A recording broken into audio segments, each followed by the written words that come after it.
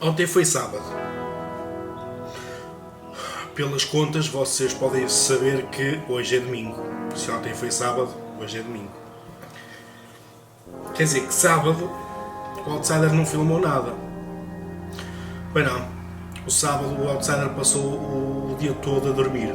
Só acordei para almoçar e só acordei para ir jantar com a minha princesa. Fomos às barraquinhas em Arada.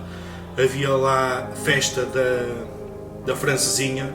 O Outsider, claro, comeu 2 litrinhos de cerveja para acalmar a coisa e viemos para casa dormir. Passei o fim de semana com a minha pequenita. Mas foi o sábado todo a dormir, não fiz porra nenhuma.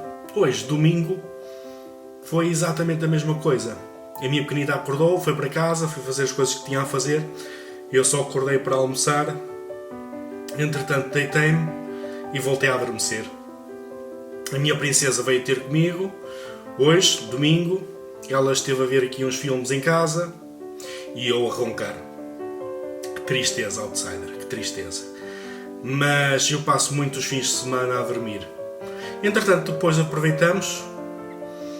São neste momento 8 horas e 20 minutos da tarde, mas já jantei. Jantamos cedo, fomos ao McDonald's. De vez em quando ao domingo eu curto ir ao McDonald's, comer aquela comidinha que faz bem como a merda, não é? Nós já sabemos, mas que sabe bem. E já estou de volta a casa. Estive aqui a ver os meus vídeos, estive a ler aqui as minhas mensagens e, claro, aproveito para agradecer a todos os que assistem aos meus vídeos e agradecer a todos os que escrevem comentários, fazem perguntas, por aí fora. Eu nem sempre respondo, mas leio todos os comentários. Ok, amigos? Portanto, este é o vídeo que se arrisca a ser o mais curto da história do Outsider, ou da história do canal do Outsider. É só para não deixar cair em branco este vídeo, está bem? O Outsider passou o sábado e o domingo a dormir.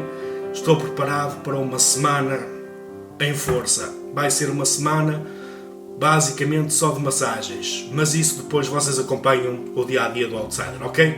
Obrigado a todos por continuarem desse lado e continuarem a acreditar aqui nos vídeos do Outsider.